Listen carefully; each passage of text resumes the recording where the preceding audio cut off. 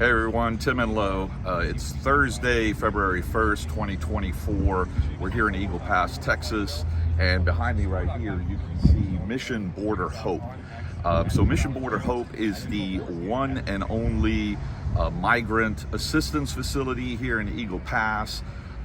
It claims to be a non-government organization.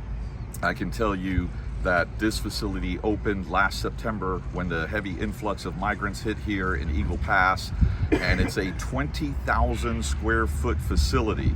So that gives you an idea of how many migrants are being processed in here.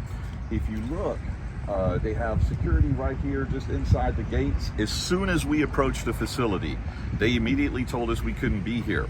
So we came to a business that's next door that is literally a check cashing place. And it's called Casa de Cambio, and it is a check cashing and money exchange place.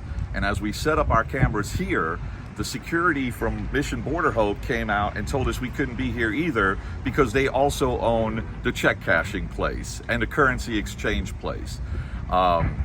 So they've already threatened to call the police on us. We encourage them to do so because I'm really curious to get to the bottom of this. Why a so-called Methodist Church funded migrant assistance facility would also own the Casa de Cambio, the currency exchange and check cashing place. If they do, that's fine. We'll work it out with the police.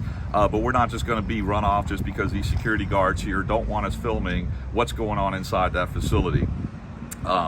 These walls and everything are completely closed off.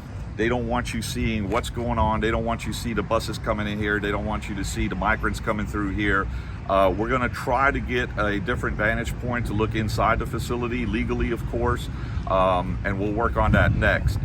But as you can see, when we reported 2 years ago down in McAllen, Texas, all the thousands of migrants that were coming through there, that was a multi-million-dollar operation funded by Catholic Charities RGV. And when I posted those videos, a lot of people lamented about the Catholic Church. But here, this Mission Border Hope is funded by the Methodist Church, okay? And we also know in other towns, other border towns, it's Jewish organizations, Jewish religious organizations that are funding this. So basically, we have facilities funded by numerous different religious groups, but all of these are multi-million-dollar operations to pay for the security, to pay for the processing of the migrants, the clothes, the food, the transportation into the interior of the United States. All of this requires millions of dollars. Now, keep this in mind. The population of Eagle Pass, Texas, 1/4 of the population of Eagle Pass, Texas lives below the poverty line. So are you telling me these are church donations, millions of dollars of church donations coming in a small Texas town of 26,000 population where 1/4 of people live below the poverty line? Of course not, right? So all of these organizations are being refunded either by the UN or by the US government or by both. That is the only logical explanation. This money is coming from somewhere. Some people are going to say Soros, some people are going to say UN, some people are going to say the Biden administration. Personally, I think it's a combination of all of those, right? They get their money wherever they can.